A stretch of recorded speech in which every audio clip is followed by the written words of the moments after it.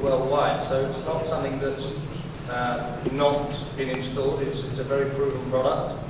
We're on a 9th generation of this product, and installations all over the GCC, including the Middle East, Egypt, Iraq, Lebanon, and we have a dedicated office in Dubai now, just for visual displays, and we've had that for the last 3 years now, based in Silicon Oasis. Video display walls normally come in 3 formats. LED, which is known as direct LED, which is can be indoors or outdoors. It will have different pixel pitches, so depending on your viewing distances, it depends on what sort of product you use. Then you have your regular flat panel display, which is similar technology to what you have at home. And then you have DLP LED Cube, which not so many people know about, but this is something that is specifically designed for command and control rooms. And we have 4 of them on the display wall in the booth for EduCat in the hall. The 3 types of products generally, I'm going to come on to just a quick brief overview. The DLP Cube is used where normally it's a 24/7 operation, indoor, 365, never to be switched off, come in various sizes and used, as I said, in power stations, transportation, crisis management, this type of product where you must have something that's very reliable. We've done several projects, there's a couple up on the wall there, which show the sort of environment it's in. The LCD display wall, which is, as I say, similar to your stuff at home, but slightly more professional, but with a smaller gap between screens. We normally use this in less critical situations, and where it's not normally running 24/7. 20 hours a day we would recommend on new LCD, simply because of the technology characteristics which can degrade if not given time to relax. And then the LED video walls, which are the direct LED, indoor and outdoor.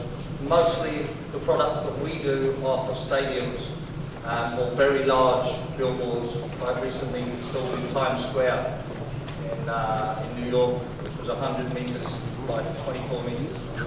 But here we have one in Meydan, which is in the Dubai horse racing, and also Emirates Stadium in London, Arsenal football ground. This also is a Mitsubishi Electric display board.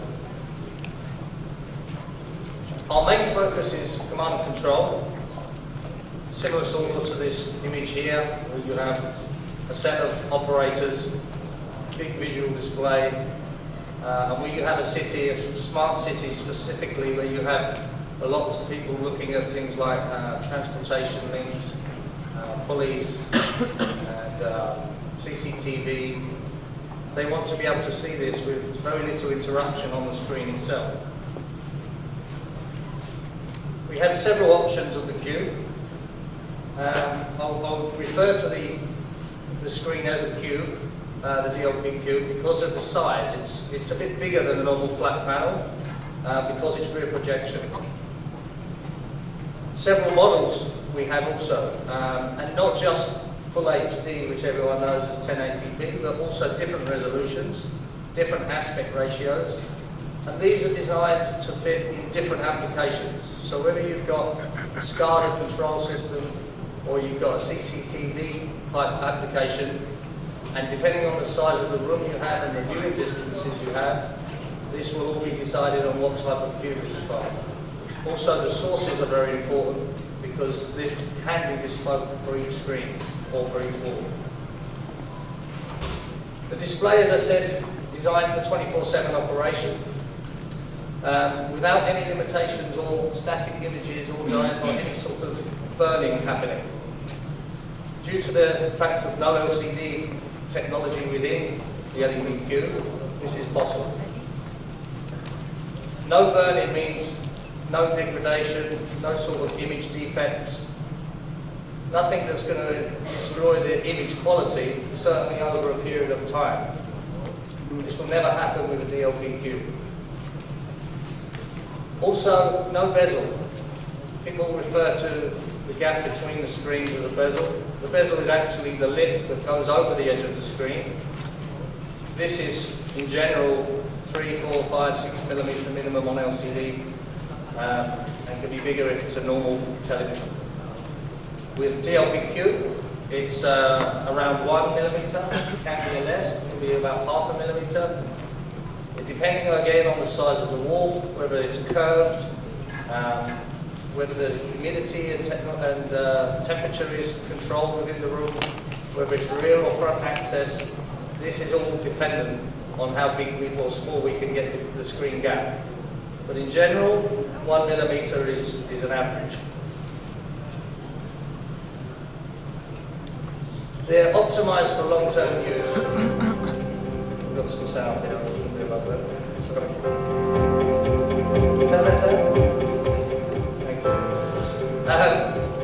Yeah, sorry. Optimized for long-term use. The LED light source is not like old technology display cubes that used to be, people knew about, which were lamp-based, mercury-filled, high-pressure lamps, lasted maybe 1 year, and then would burn out and have to be replaced with high maintenance costs and realigning, recolor matching. That's all gone now. Everything is now LED, which means that the light source will last for a long period of time. The other thing is we air cool the product. It's not cooled by any other way, so it's just using a fan, which is also a very long lifestyle of 100,000 hours. We have both front and rear access model cubes. The front access model cube has the ability to open and lift open. That way you can get to the engine and everything inside. It means you don't need to have the space behind the screen. With the rear access cube, you have to have a gap, maybe 1.5 meters behind the screen. However, there is an advantage for rear access, although you lose space in the room.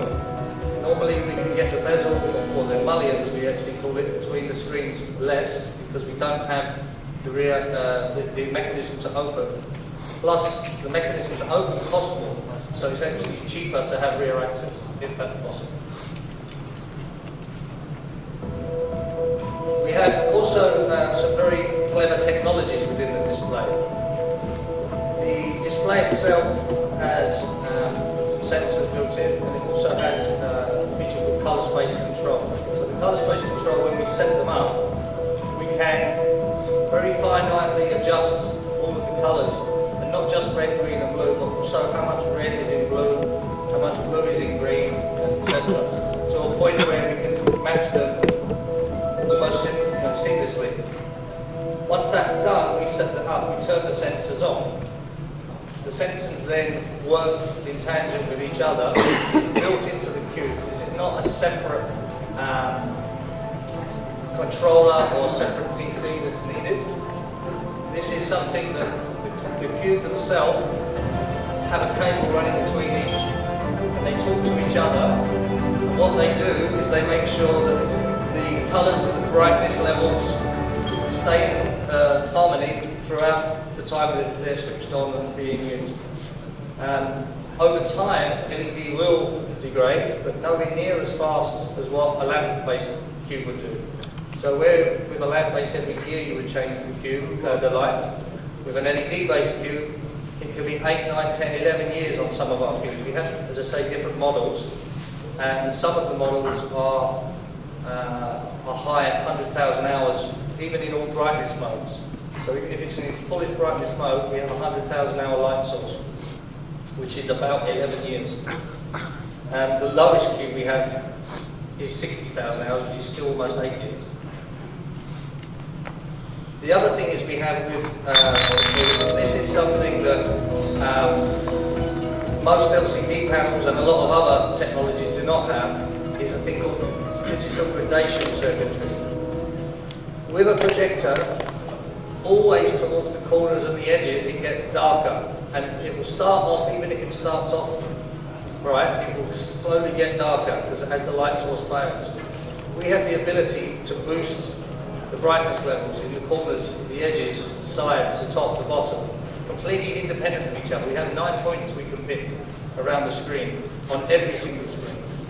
And that means that we can keep much more uniform images across the whole video room without the degradation and without darkening around the edges and the corners and the tops and bottoms. This helps, obviously, when you have a large video.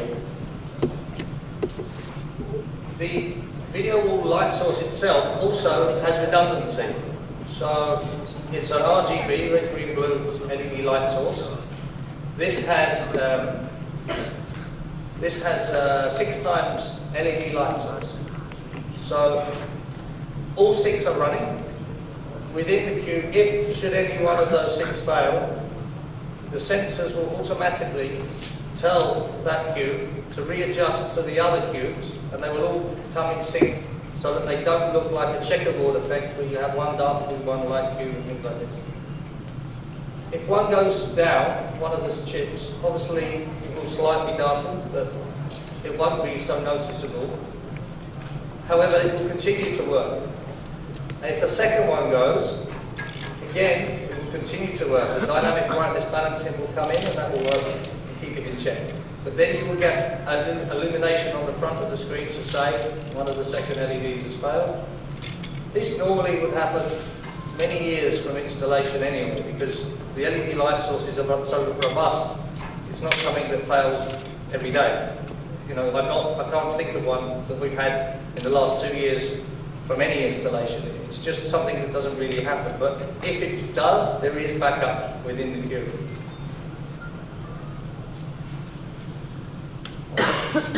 Again, just on this slide, the same thing. If one fails, dynamic brightness cuts it.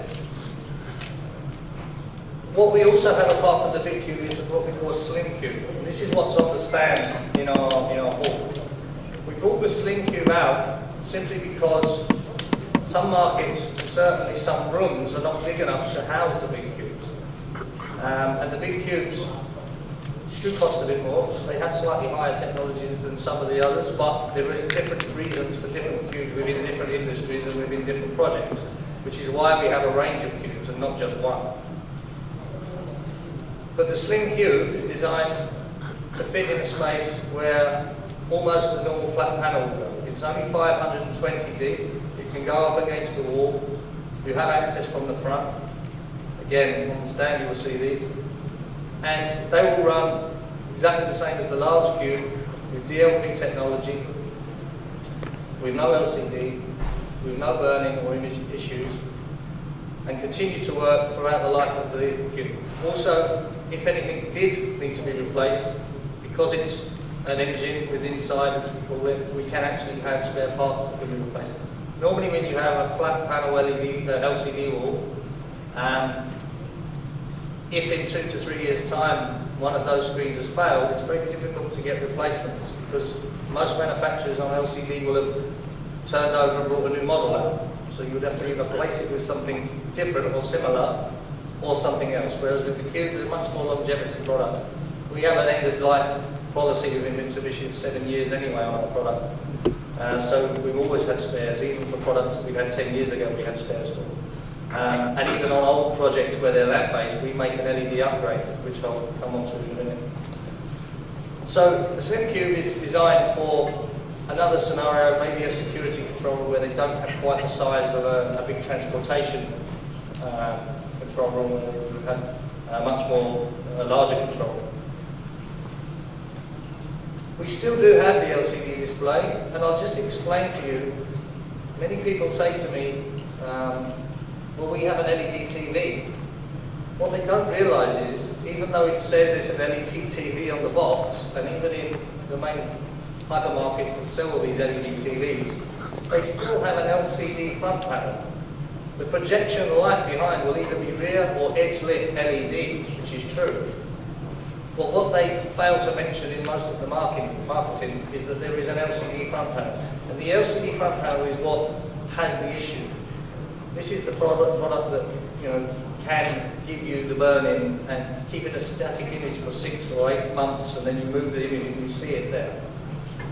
It used to happen much more with plasma, and in plasma it's called burn-in technology, where you cannot get rid of it.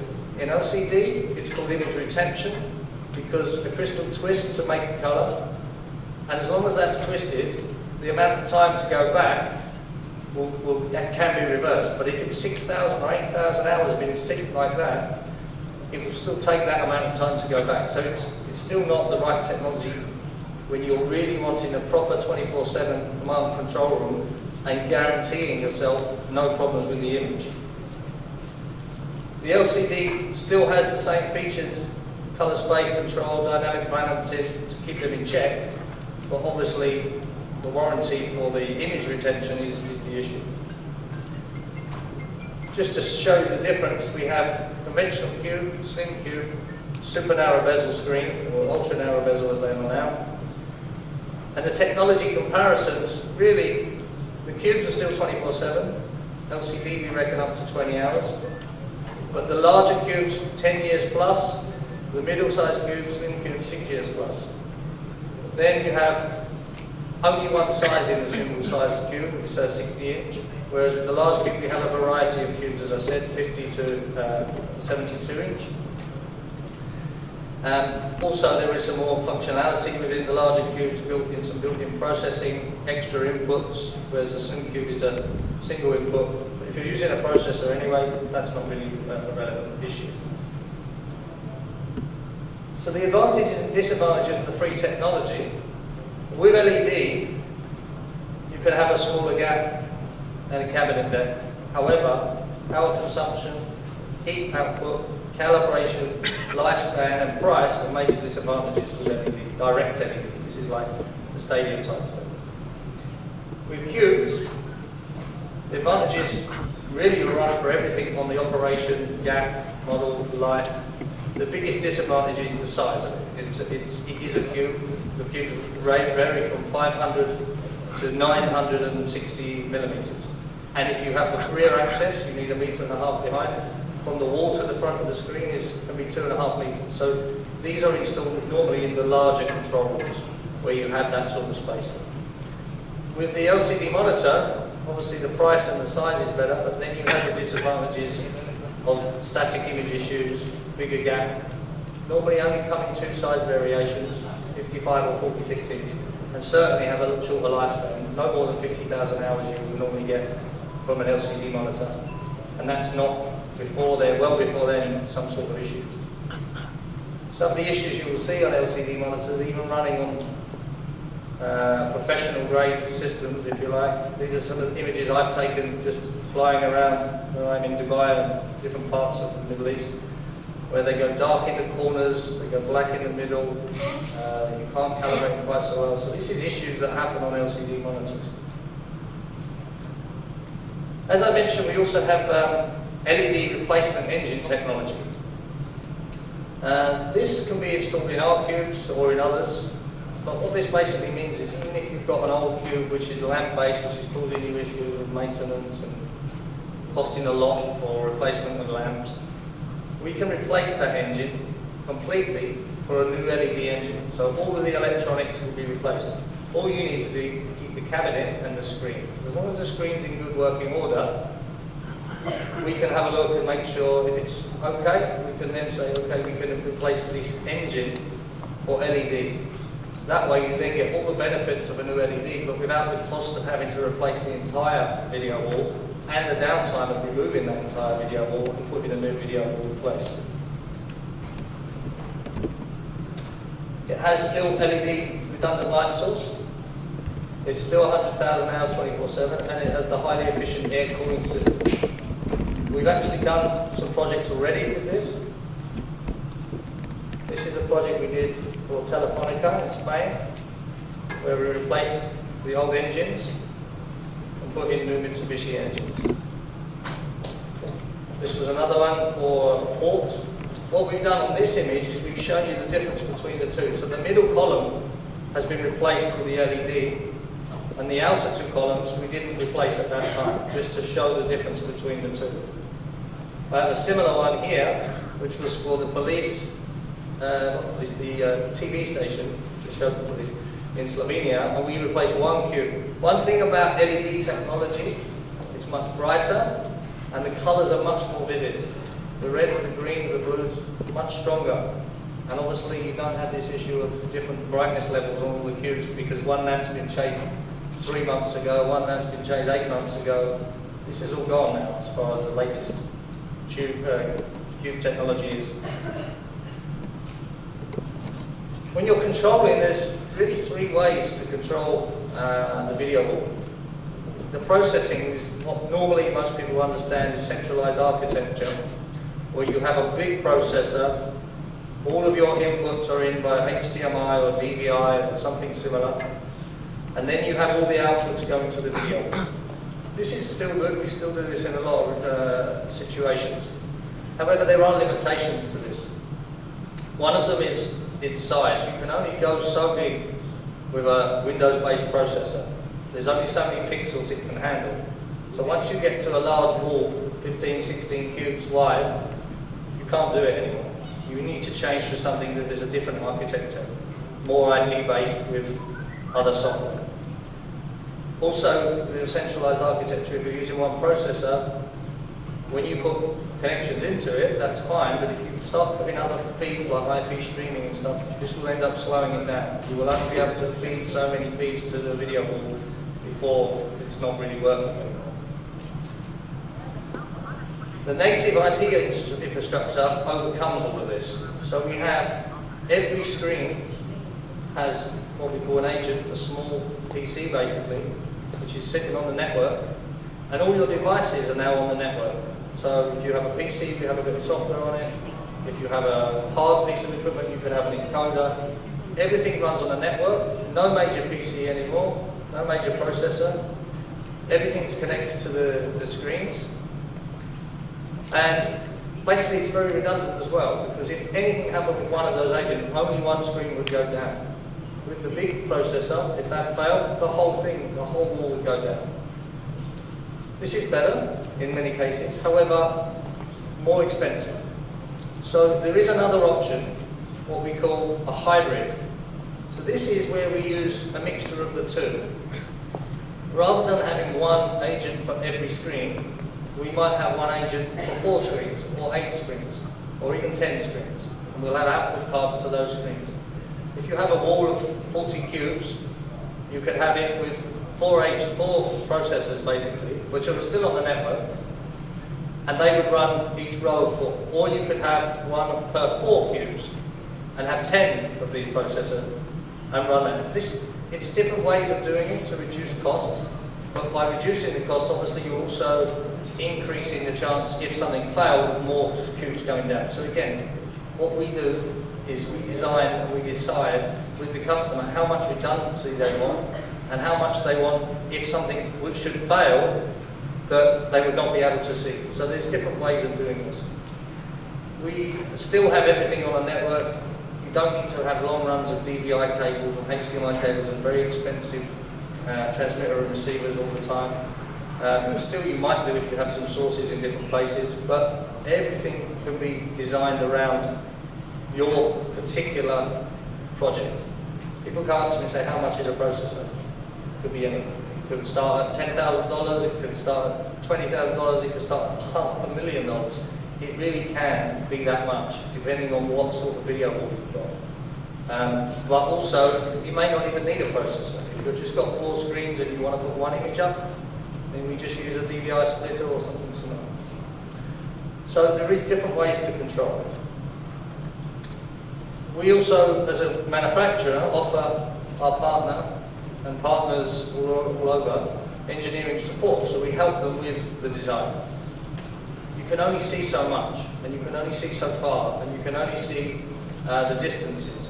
However, we can work out, based on the height and based on a very simple mathematical equation, how big the text should be from the distance you are, and how far you should be from the wall to ensure you're not moving your head up and down all day long, hurting your neck. So this is all ergonomics.